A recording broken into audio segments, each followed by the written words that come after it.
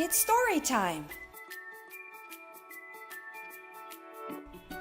Hi, and welcome to Storytime. I'm Kimberlyn with Life's Work Yoga. I'm looking forward to sharing today's story with you, if only because, well, I'm going to geek out a little bit. I'm glad you're here. Good morning and welcome. It is just about 9:30, and I gotta say, I am so grateful for a community that helps me pay attention. So I posted my regular kind of, hey, what's up? Make a note, save the date kind of a thing at 9 o'clock, 9:15 in prep for this story time. But I put the wrong time. Now, truth be told, I no longer practice perfection as an intention. In fact, I still have to remind myself of that. But the greatest thing is, for me at this point in my journey, and why story time is such a big part of the practices of inspired living, is because it reminds me that, one, I don't have to be perfect. It does help to communicate accurately, mind you, but there's an authenticity and there's a humility that comes when we can recognize that, oops, I made a mistake, right?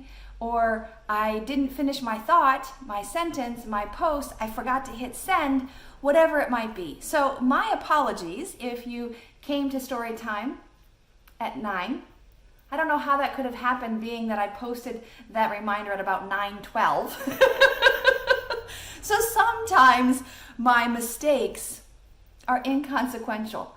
Hopefully, most often our mistakes are inconsequential. But even those that have repercussions beyond perhaps what we're comfortable with, maybe all we need to remember is that it wasn't our intention to cause harm. And that in itself is a good thing. So we just apologize and move on.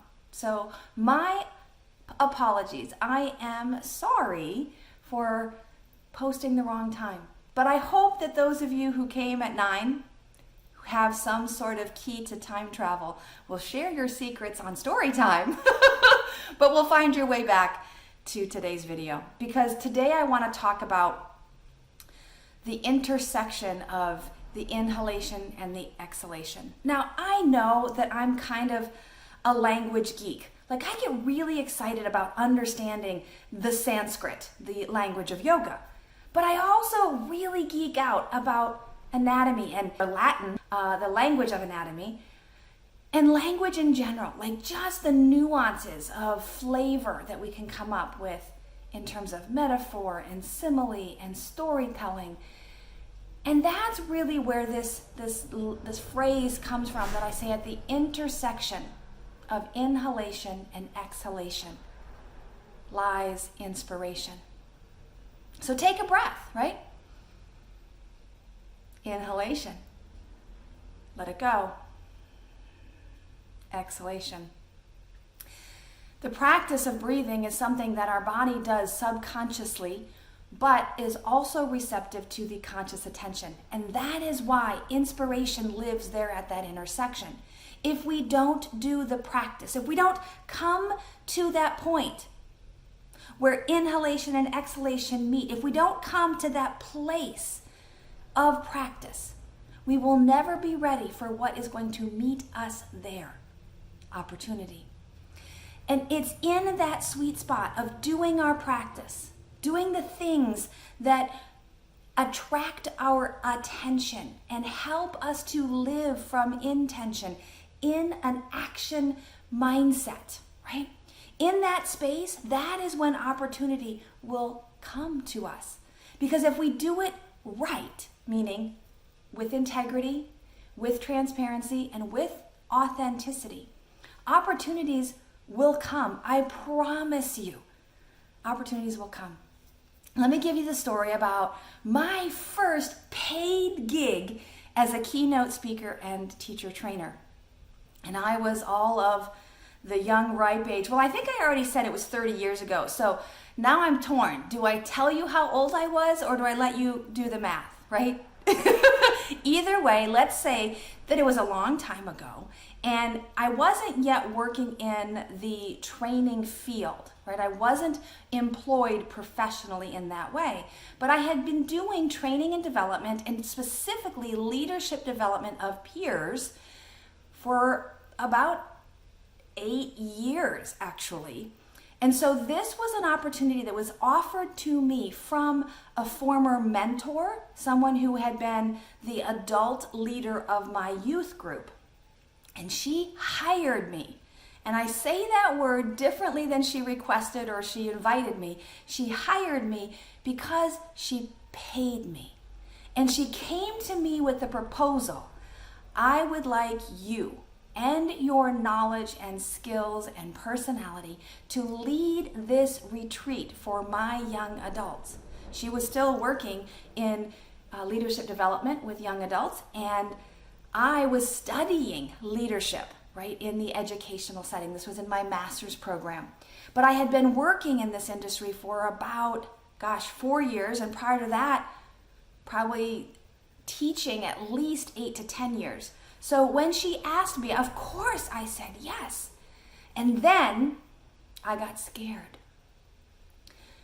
Because maybe I wasn't smart enough, good enough, experienced enough. Maybe I didn't know what I was pretending to know. Maybe I'd fooled my friend. Maybe I'd fooled myself.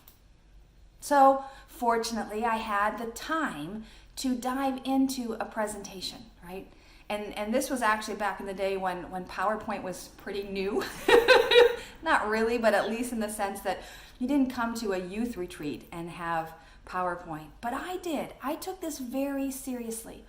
And in a nutshell, my compensation barely paid for my travel expenses to the retreat and all of the kind of behind the scenes stuff that I really didn't make any money on this event.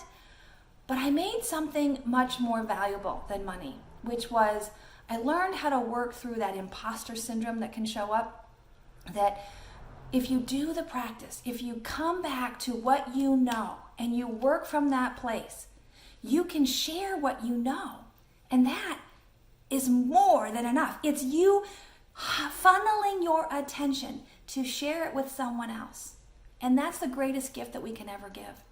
So I am proud to say that the process of preparing for that particular class actually gave me the definition of leadership that I went on to use in my doctorate work to not only define and to study leadership in solo and entrepreneurs, but to understand the nature of virtual connections and how that influences our day-to-day work, how it helps us be profitable, yes, financially, dollars and cents, but also impactful. How can we do our life's work? We breathe. We breathe in that serves and fills and energizes us, meaning we study, we engage, we participate. But then we let all of those things digest and sort themselves out so that when we exhale, that is our dharma.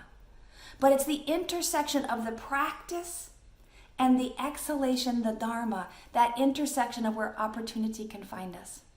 Inspiration is such a finical idea. Like if we pursue inspiration, it often plays hide and seek with us. But if we make it a ritual of showing up and being open to inspiration, open to possibility, and open to opportunity, inspiration will know where to find us. I've had a number of different professional titles since that day of being hired as a keynote speaker and retreat facilitator.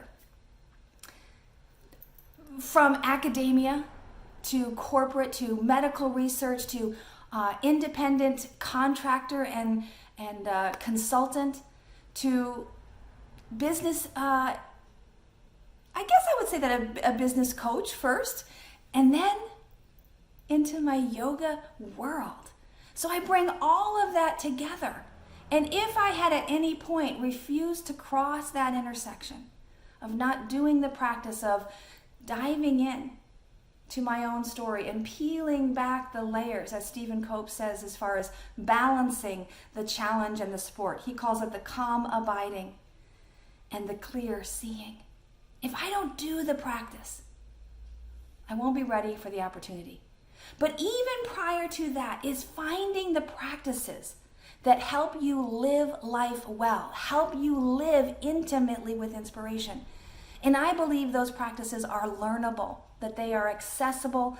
In fact, I teach these in my Inspired Living program because I believe in you doing your life's work, doing your Dharma. And honestly, it really absolutely does begin with this inhale. It's Ralph Gates who said, the inhalation is our practice and the exhalation is our Dharma. So look at what you're doing. Look at the content of your life. What is it that you are doing in mind, in body, and in breath? And maybe, just maybe, there's some place where that overlaps a Venn diagram. I love Venn diagrams. In there is your life's work, yoga. Your life's work. Maybe you can find your ikigai. And if that's a new term, it's just a Japanese term for dharma, for life's work, or your purpose, your passion. Are you ready to begin? I'm ready to do this work with you. So if I can be of help to teach you how to breathe deeply, move freely, labor lovingly, so that you can live vibrantly, that's my intersection of every single practiced inhalation, every single book and study, every degree, so that I can exhale the sharing of this knowledge in what I call inspired living. I hope you have a great day, and I hope that you can carve out just a little bit of time to look at your story, where you've been, where you are, and where you want to go, culminating all of that data into information to help fuel your next right step. I'm here to support you if you're ready. Take care, be well, and I'll see you next Tuesday for the next story time. Bye for now.